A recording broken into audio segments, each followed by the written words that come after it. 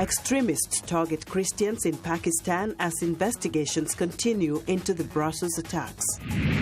An upbeat dance as Ivorians fight terrorism through music.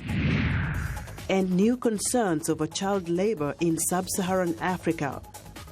Africa 54 starts right now. Good evening and welcome. I'm Vincent Makori. This is Africa 54. Pakistan is mourning the deaths of at least 70 people in Sunday's Taliban suicide bombing in the eastern city of Lahore that targeted Christians. Hospital officials now say up to 30 children are among the dead. The blast occurred in a crowded public park and wounded more than 300 people. Many of the victims are from the minority Christian community who are in the park celebrating Easter.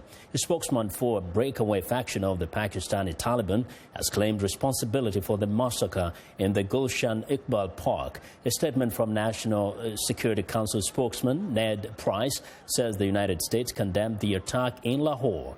Meanwhile, in Islamabad, thousands of Pakistanis marched through the streets Sunday to protest last month's hanging of a man charged with murdering a provincial governor. The protesters, mostly activists of Islamic parties, rallied against the execution of Mumtaz Qadri, who gunned down Punjab's governor Salman Taseer in 2011 because the slain politician had called for reforms to the country's Islamic law against blasphemy. Now, for the latest on the Pakistan attacks, reporter Malik Ayub Sumbal joins me live via Skype from Islamabad. Malik, first tell us, has it been kind of a practice for the Taliban to target specifically Christians? Yes, it was one of the another sad incident in Lahore in which the Christians people are exclusively targeted by the banned Taliban outfit. That came with a new name, Ahrar, one of the new group that emerged. So it's, I think that is a common practice because previously this is not the first time that the Christians are targeted in the suicide bombing in Pakistan. Now, this was a very big gathering. Some people have said the government did not provide adequate security. What is your assessment? As far as the security concerns, so definitely there are security labs in Pakistan, but a public park, one of the second largest city in Pakistan, that is Lahore. So it is really not physically possible to provide the security in the open park, which is an openly access area for the public. So that is one thing. You can count it as a security labs, but it's not as much as it should be because Lahore is the second largest city of Pakistan. And there is properly more security arrangements as compared to the other cities. Now, Malik, this has been taken so seriously by the government. We hear that actually the Prime Minister has cancelled his trip to the United States. Tell us a little bit about that. Of course, there is a lot of pressure on the Prime Minister because the current incumbent Prime Minister, Nawaz Sharif, has started one of the most famous operations against the Taliban and the militants, which is Tehreek-e-Taliban Pakistan with the new military leadership. And they have started the operation Zarb-e-Azab that was started into the north and south Waziristan of Pakistan. And they have totally eliminated the major Taliban groups and their offshoots. But now, after the break, and there was a good time when there was no suicide bombing in Pakistan, and this latest incident, it exposed that yes, there are still the stronghold and the hideouts of the militants in one of the most important province that is called Punjab in Pakistan. So there is a lot of pressure mounting on Prime Minister Nawaz Sharif because the second incident, which is one of the blasphemy law supporters, they gather and storm into Islamabad and they have observed a sit-in front of the Parliament House and they are demanding to change the blasphemy law. So it's that's why the Prime Minister have cancelled his visit to United States in which he was supposed to participate in the nuclear summit. All right, Malik, thank you very much for your reporting there. Thank you. Well, Malik Ayub Sumbal reporting live via Skype from Islamabad. Now, authorities in Mali say 2 men with alleged links to Al-Qaeda in the Islamic Maghreb have been detained in connection with the terror attacks earlier this month in Ivory Coast that left at least 19 people dead. Police say the 2 suspects were arrested in northern Mali 2 weeks after the March 13th gun and grenade attack on 3 hotels and a beach in the Ivorian resort town of Grand Bassam. Police identified one of the suspects, Ould Mohammed, as a driver who brought the attackers to Ivory Coast. The French news agency quotes police sources as saying he is believed to be a close confidant of the terrorists behind the Grand Bassam attacks. Local prosecutors also say 15 other suspects are in custody. Now, Brussels federal prosecutors on Monday say they have charged 3 people with involvement in a terrorist group. The arrests followed last week's bombings in the Belgian capital that killed at least 35 people, including 4 U.S. citizens. The prosecutor's office also said a 4th person had been detained but has since been released. Meanwhile, Belgian riot police faced down far-right-wing anti-immigrant protesters who confronted mourners gathered in the centre of Brussels Sunday to remember victims of the country's worst-ever terror attack.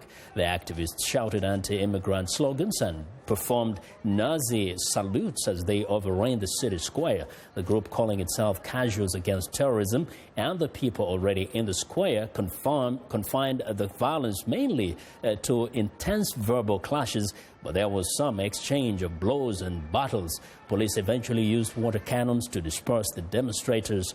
A Belgian resident was disturbed by the protests. It's not the right place. It's not the right moment. If they are troublemakers, they don't come to reflect. They come for trouble. They do that in all demonstrations when they can. Well, now for more on the investigations into Belgian attacks, reporter Tessa Aquila joins me live via Skype from Brussels. First, Tessa, let's talk about these recent attacks. Have they kind of generated a different kind of a conversation between the different communities, different groups? Or what do you make of these recent clashes at the park? Of course, because of the recent attacks, there's a very reflective mood among all Belgians, regardless of what community they belong to, as to why this happened in their society. I mean, there were signs.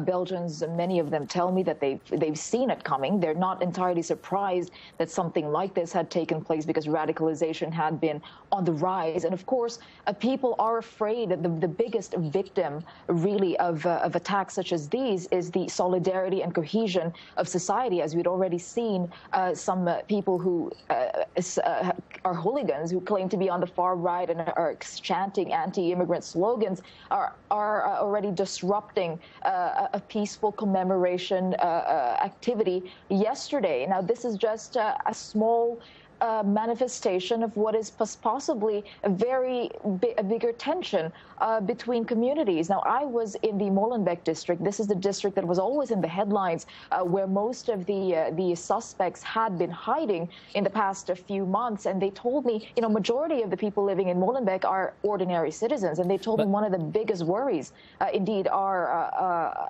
backlash against Muslims. Now, just a little bit about Molenbeek neighborhood. What is it that makes it become like a fertile ground, if we may say so, of jihadists in Belgium? Sure. I mean, this is a label that obviously upsets residents of Molenbeek, but they do tell me that there are a lot of young people who feel very marginalized, who live in Molenbeek, and they feel like they have no prospects in Belgian society, that this is not the society for them. They may have degrees, engineering degrees, and yet they will end up cleaning the streets in the future. This is okay, this is economically related, but they feel marginalized. They feel like they're not given a chance. And therefore, a lot of them do turn to crime, to drugs, to weapons trafficking. And many of the older residents tell me that a lot of the youth do end up in such activities. Well, thank you very much, Tessa, for your reporting there. Well, Tessa Aquila reporting live via Skype from Brussels. Now, the deadly attacks in Brussels has refocused America's attention on terrorism. It has also elevated national security as a topic in the U.S. presidential contest. Viewer Mike Bowman has our report. As Belgians continue to mourn, protests and security concerns forced a march for peace to be canceled in Brussels. Across the Atlantic, the attack sparked heated rhetoric on the presidential campaign trail. Republican Ted Cruz pledged to destroy Islamic State. And we will do that through overwhelming air power, through carpet bombing them into oblivion. In a telephone interview, Republican frontrunner Donald Trump said the United States is at risk. Terrorism is out of control. And if we're not very, very strong and very, very smart, we have a big, big problem coming up. We're going to continue to root out and defeat ISIL. President Obama said military might alone cannot root out terrorism and that America must lead by example. Our openness to refugees fleeing ISIL's violence, our determination to win the battle against ISIL's hateful and violent propaganda, a distorted view of Islam that aims to radicalize young Muslims to their cause. In that effort, our most important partners are American Muslims. That message was echoed by the Democratic frontrunner. We cannot give in to panic and fear. It's not in keeping with our values. It's not effective in protecting us, and it plays into the hands of terrorists. Republicans accuse Obama of weakness.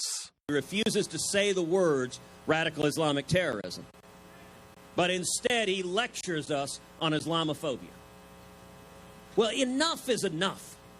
Here's what we're going to do with ISIS. We should use overwhelming force, kill the enemy, and then get the heck out. Democrat Bernie Sanders wants Muslim nations to lead the fight. Of course, I am opposed to the United States getting involved in perpetual warfare in the Middle East. After last year's terrorist attacks in Paris, polls showed a spike in American security concerns in an election cycle in which economic themes have otherwise been predominant. Michael Bowman, VOA News, Washington. Well, Syria's army says the recapture of Palmyra will be a launching point for expanded operations against the Islamic State group. Meanwhile, the country's antiquities chief declared that the already historic site will carry even greater significance as a survivor of the militants' campaign. Backed by Russian airstrikes, pro-Syrian forces reclaimed control of Palmyra after a 10-month Islamic State occupation that included the destruction of several monuments dating back nearly 2,000 years. The Britain-based Syrian Observatory for Human Rights says the offensive left 400 militants dead, along with more than 180 pro-government fighters. United Nations Secretary General Ban Ki-moon says he was encouraged by the Syria's plans to protect and restore Palmyra. Well, we want to know what you think about Africa 54 and the stories we cover. Join the conversation on Facebook. The address is Africa54. And check out our headlines 24/7 on voaafrica.com. Find me on Twitter at VOA Vince Makori. Well, coming up, new concerns over child labor in sub-Saharan Africa. Stay with us.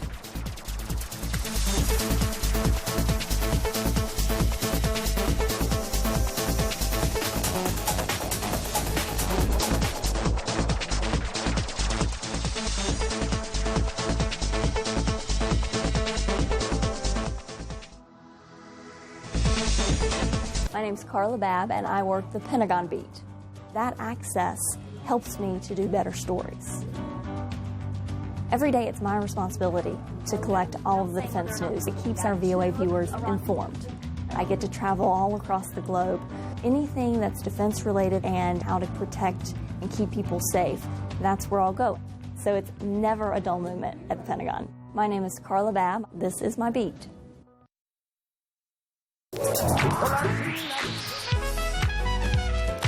I wanted to present music and a side of American culture that is most important to me, that is a part of who I am. They're going to get some incredible performances.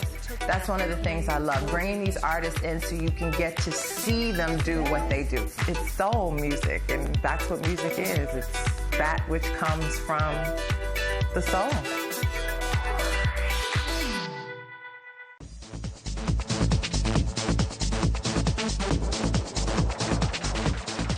Welcome back. As sub-Saharan Africa develops economically, much of the progress is being carried on the backs of children.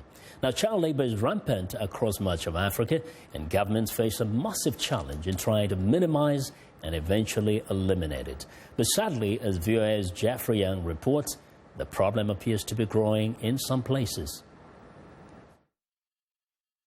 As sub-Saharan Africa strives to break the shackles of poverty, its population of nearly 1 billion people is hard at work. A 2014 report by the U.S. Department of Labor concluded that 1 out of 5 sub-Saharan children are working under difficult, if not squalid, conditions. In a Skype interview from South Africa, the International Labor Organization's Alex Soho said poverty is a driving force behind child labor. They are poor. The income is low. They cannot afford hiring adult labor, so they have to rely on the work, of their kids. This is true for farmers. This is true also for farm workers who have to take along with them, into the plantations. In particular, the whole family, to complete the task they have been assigned. For these children, daily life consists of more than just back-breaking labor. Hazardous, dangerous conditions are commonplace, not just on the farm, where machinery meant to be run by adults poses threats to children and pesticides abound, but also in mining, where conditions are sometimes abominable. Day after day, children stand in muddy creeks and rivers scouring the water for specks of gold dust.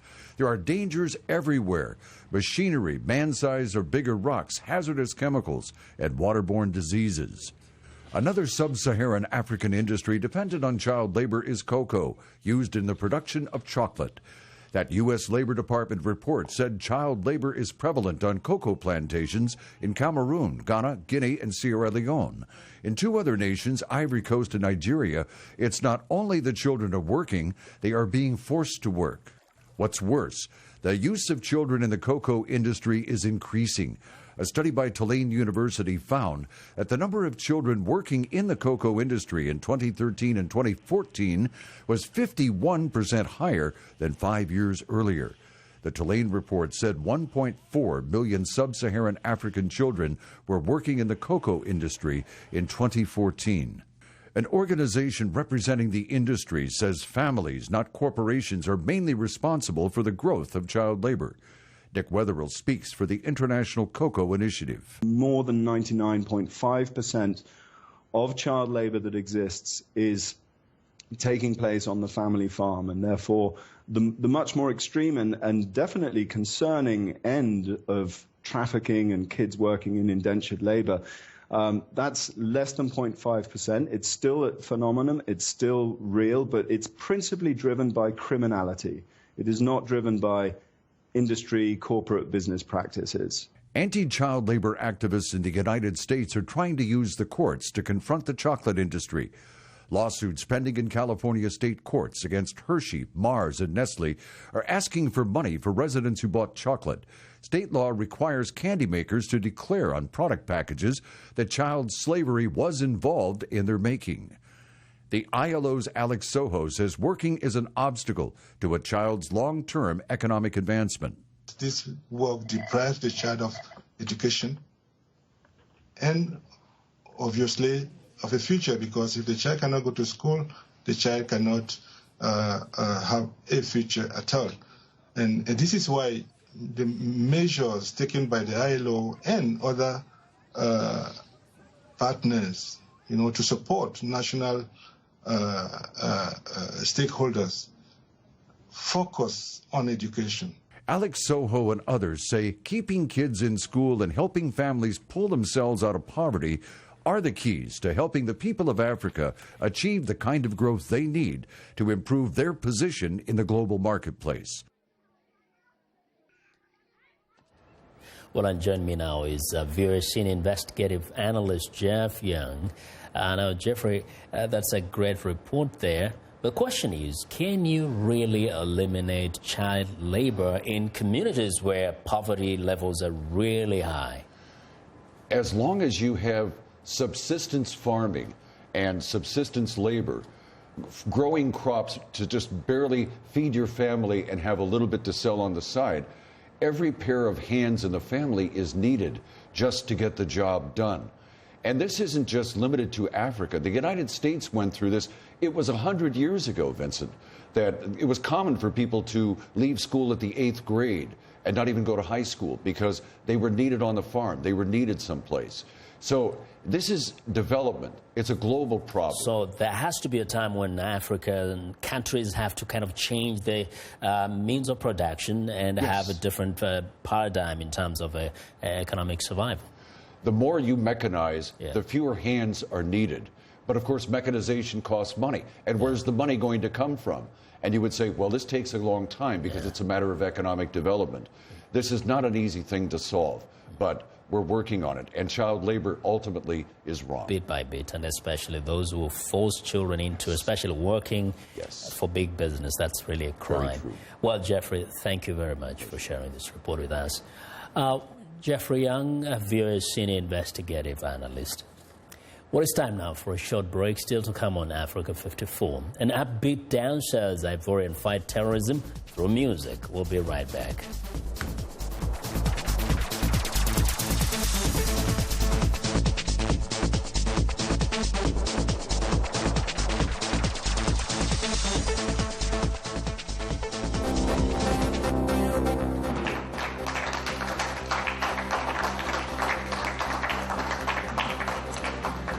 The term of the transitional government, which should have begun months ago, is rapidly elapsing.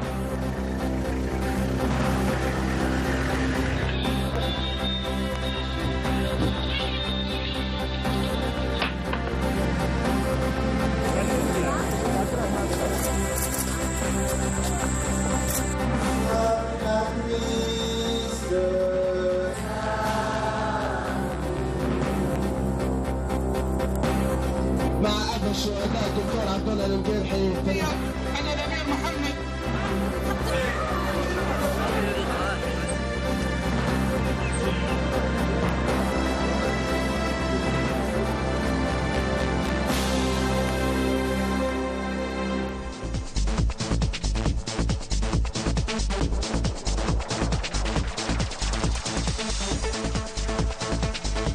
Welcome back. Now, Ivorian musicians have released a new song in the wake of the terror attack at Grand Bassam Beach.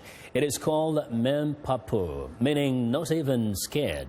Now, the video was recorded on the same sands where terrorists gunmen killed 19 people and wounded dozens more. The message of the upbeat dance song is that Ivorians will not bow to terrorism.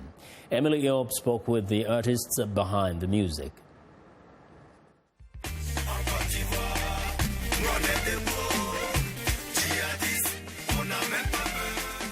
In Ivory Coast, we're standing up, not even scared, cheerfully sing Ivorian artists and people on a picturesque landscape. Yet, just a few weeks ago, on this very same beach in Grand Bassam, a town 40 kilometers from the financial capital, Abidjan, terrorists with Al-Qaeda and the Islamic Maghreb opened fire on beachgoers and police, killing at least 19 people. The attack left Ivorians stunned. Music manager Chico Lacoste said he felt he needed to do something to cheer people up the way he knew best. He gathered 11 Ivorian artists and they recorded a song under the name Collective Bassam. People are tired of terrorists, so we had to send these terrorists a message, not in sadness, but in joy, to tell them that Ivorians are joyful, that they can't take that away from us, they can't scare us. The upbeat tune invites Ivorians to dance their fear away, but also not to let the attack divide them. Here's Mawa Traoré, who is a Muslim artist. I'm Christian. We want to show people that we are one, like a keyboard. A musical keyboard has different notes, but when you play them together, you get a melody.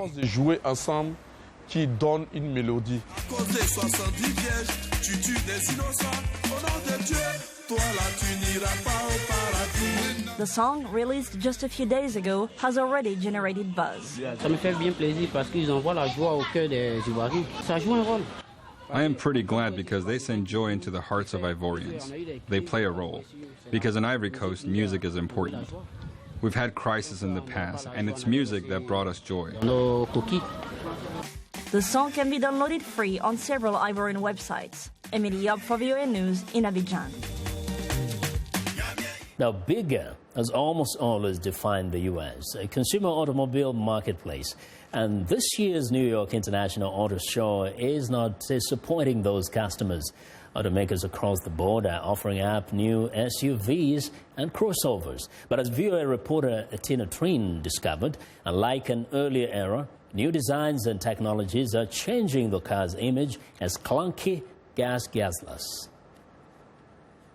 From classic to futuristic, the cars at the New York International Auto Show are nothing if not flashy. As automakers unveil the latest models to get consumers revved up, this year's theme seemed to be go big or go home, but more specifically, go with an SUV. Company executives are happy to boast about a concept car like the Lincoln Motor Company's Navigator. The SUV market in general is red hot. These are customers who need a lot of space to move their friends and family and cargo. And this is a customer that also needs a lot of capability. Cadillac showcased the hard-to-miss XT5. There are people who want a distinctive car, something that is a face in the crowd, that stands out more. This remains one of our major differentiators. But looks aside, will SUVs still cost you at the gas pump? Due to lightweight technologies, the weight of these SUVs is no longer so different to a sedan as it was in the past. And a lighter car translates to better mileage. The delta between a sedan and a comparably sized SUV for fuel economy or crossover utility for fuel economy is 1 or 2 miles to the gallon. It's not that strong. So even if gas prices do come up again, it's still a manageable penalty. And it becomes even more manageable when you factor in electric hybrid technology, like that of the Volvo XC90. Volvo has elected to go for very fuel-efficient four-cylinder turbo engines combined with electrification. So we offer plug-in hybrid technology, which gives 53 miles per gallon E in a big car like the XC90. Over at Buick, where SUVs comprise nearly 60% of sales, the Buick Encore is the market leader in the small SUV segment. Much of the move towards SUVs has been driven by the increased capability of SUVs, but in addition, the driving performance, which tends to be much more like a sedan. This year, U.S. customers can still go big while enjoying the new technologies of a changing marketplace. Tina Trin, VOA News, New York. Well, and that's our show for today. Be sure to watch Africa 54 on our website at voaafrica.com. For more news, tune in to VOA's evening radio show, Africa News Tonight at 1800 UTC. And in the morning to Daybreak Africa between 0300 and 0600 UTC, Monday through Friday. Thanks a lot for watching. From all of us in Washington, have a good night.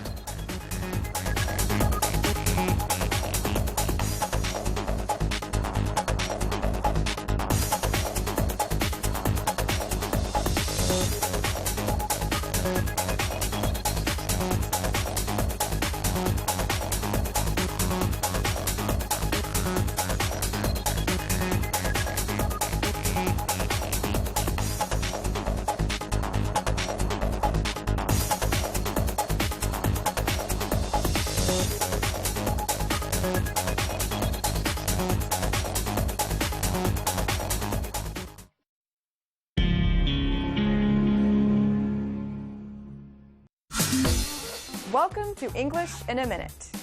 If you hear this expression, does it really mean a bridge is on fire? Burning bridges. So, Jessica quit her job, and before leaving, she told all her coworkers how much she hated them. Get out. Why would she burn her bridges like that? Oh, she's known for burning bridges.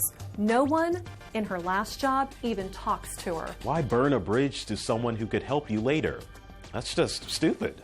When you burn a bridge, you don't really set fire to anything, but you are doing something dangerous. During wartime, soldiers commonly burned bridges to cut their enemies off from supplies. But burning bridges also meant the soldiers could not retreat. So when you burn a bridge, you cut off contact with people or opportunities you might need later. And that's English in a Minute.